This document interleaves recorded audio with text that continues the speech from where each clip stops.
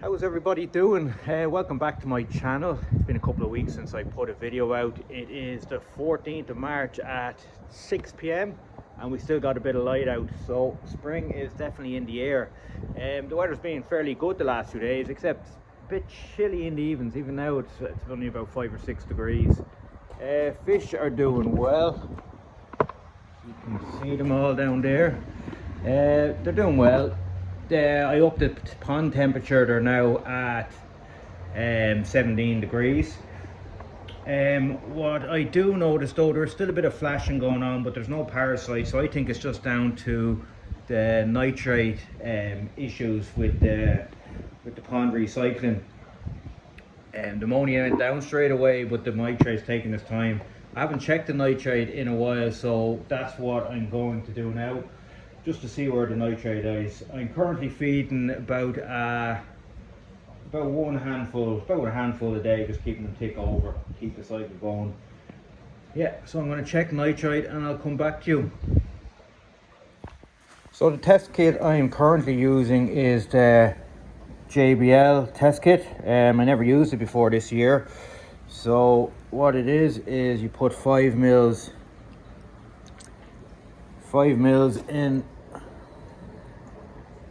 in each container.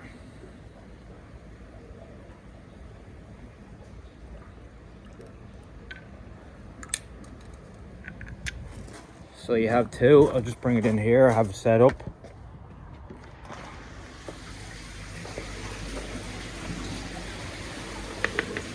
And it's good because it gives you a comparison. So even if you're a little bit colorblind or something, you can see the difference in colors. I'll get it set up here. Yeah, so it's fairly self-explanatory. You have 2 bottles. You can see that there. You have 2 bottles with for the nitrite. So you bottle 1, bottle 2, 5 drops in each. Sorry, 5 drops of each into only one of the test tubes. 3, 4, 5. A little wiggle, and then of bottle 2.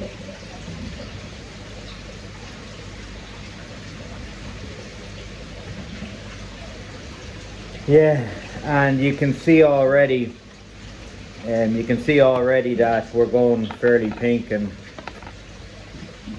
which shows that there is a lot of nitrate present. The next thing you do, you have this little gadget in the test kit. You put your coloured one on top. This one here, you leave for 5 minutes, and then you scroll along to see which one you're at. I'll come back to you there in 5 minutes. So 5 minutes has passed. I turn this around, so you have your bottle with that you didn't put any drips in on top, and this one down below, so that way you can match up the colors. And this is currently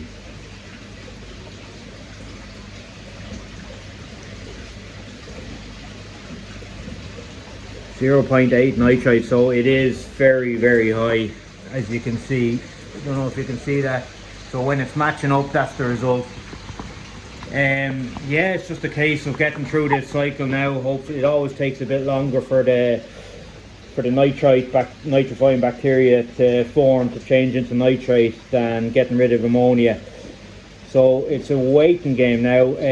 One thing you can do to reduce the effects of the nitrite on the fish is add salt of 0.3%. So I did that a few weeks ago.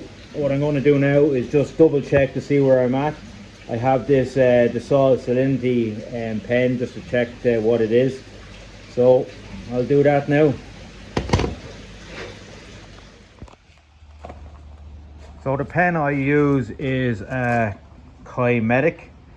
It's a fairly accurate pen. So all you do is turn it on, wait till it gets to 0.0, and dip it in the water.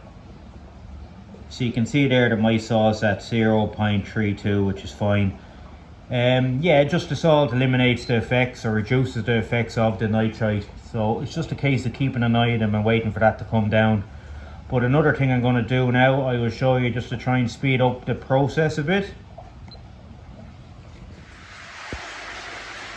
So I have the lid off the combi drum here, and what I did was I turned off the coming from the bottom drain. I also turned off the pumps and the skimmer, and also closed that there, so there's no water leaving this area here now. So what I'm going to do is put in some pure filter gel. I was told this should speed up the reduce the nitrite.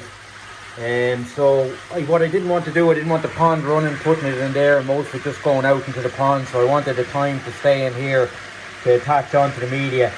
So I'm going to do, this is the 2.5 litre bottle. I'm going to put half of this in now and half it probably the end of the month, another 2 weeks or that. So I'm going to get half the bottle in here now, leave the pumps off and everything for maybe half an hour to let it sit onto the K1.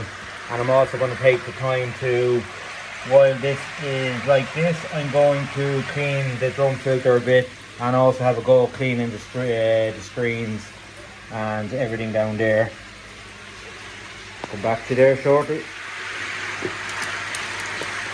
You can't overdose or anything with it, anything like that with this stuff, so don't have to worry about anything like that, exact dosages or anything like that. But yeah, so I'll probably use a bit more than half there. So I will leave that, try and stick to the K1. Yeah, so I have it cleaned down. Anyone that says drum filters are maintenance free, they're not telling you the whole truth. You always have to keep up with maintenance on them. Even in the drum there now, you can see all that now, which I'm going to get rid of, and into the drum. And also leaves and everything like that, which came out of the drum there when I start trying to clean it. So I'm going to get rid of these, and then I'll show you what I do to clean the drum. It's got kind of discolors and everything like that from PP treatments and everything. So yeah, I'll have a look. So what I'm using to clean the drum screen is just brick and tile concrete cleaner. It's basically hydrochloric acid. So just a little bit in there, a paintbrush, and just paint it on, leave it a minute or two, and then flush it away. Yeah, so that's what it looks now. We'll see what it looks like when I'm finished.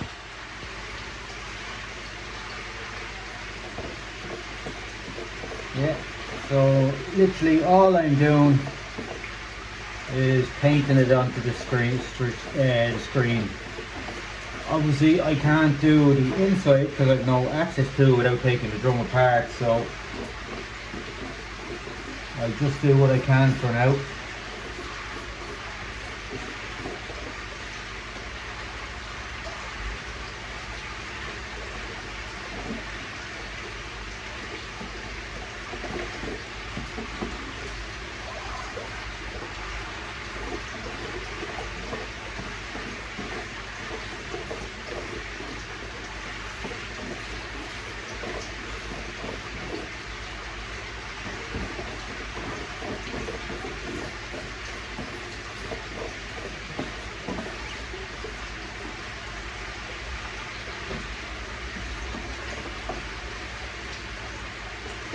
And then leave it a minute or so and flush it down, and then I'll do the other side. Yeah, so that's all cleaned up. You can see the difference it makes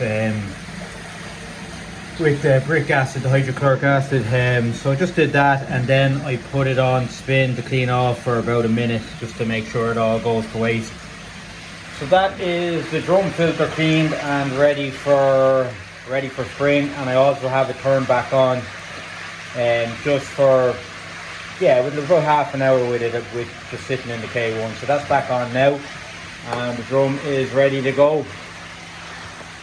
So I was just going through bits and pieces that I like to have on hand coming into the new season, and throwing out anything I don't need, anything that's gone out of date or anything like that. So what I keep generally in the filter house is, first off, sodium bicarbonate you buy a big bucket of this, a 5 kg bucket, for not that expensive, and it lasts you a long time.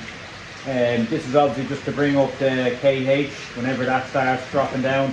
I just add it directly into the moving bed, just to periodically, every so often. Yeah, always have it. Obviously a test kit if anything going wrong. I used to use the API and that, but this, I tried this one.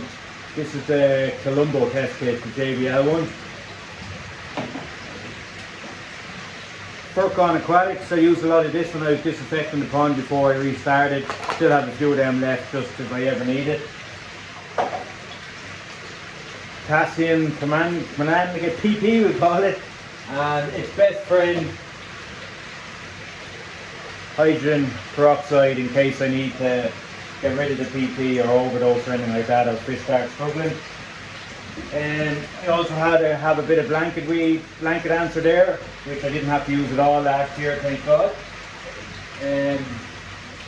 Some Lernex Pro, which I didn't have. I only used the beginning of the season last year. Didn't have any fluke from the summer on to now. Still haven't had any fluke. Funny story about this was, I was at the National Kite Show in Birmingham last year, and they were selling off these cheap, so I bought one without thinking I had to get it on plane. So they checked my hand luggage and found this container of white stuff, so that had to go through a lot of tests and everything, and held up a few of the lads, but eventually I got it through. Just wasn't thinking. Also the salt meter, which I showed you already, the Climatic, the scales, Tamidin. So I just put the Tamidin in a squirty bottle because it comes in the little bottle. So the squirty bottle, it just makes it a bit easier to get onto where you need to get it on. Ulcer swab,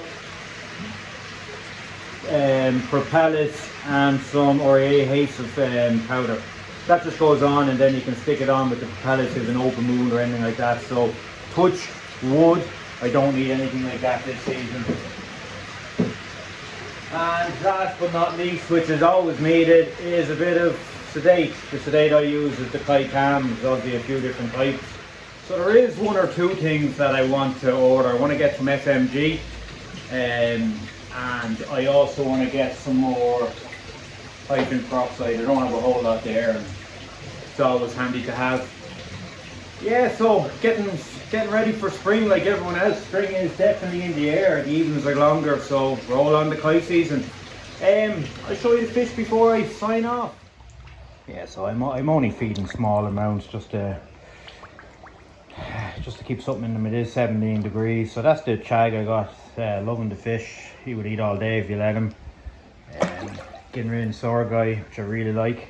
He's coming on nice, lovely body on him. Yeah, so they're all doing well. Just we need to get a bit of consistency now with the nitrite down, so I can start feeding these heavy and get some size on the smaller ones. Because what would you call them, chibi in this side now, I suppose. There's very few. The Kahaku's alright going into the next season for this side, but the rest of them are all small. There's a Ginrin Show, which I really like. He's put on some size, but again, I want to get him bigger. The Karashikai hasn't done a whole lot. And I also have another fish coming. It's basically ordered. Just pick it up later on in the month. It's an Achiba from Kawakami. Absolutely lovely fish. I think I showed it on my last visit when I was up in Cleary Aquatics, saying I liked it, so I end up buying that. And I'll also get some more Tosai and maybe one or two Nisai come the season and get the pond restocked again. Yeah, so that's all I have for this week, and I hope everyone has a good Paddy's weekend. Good luck.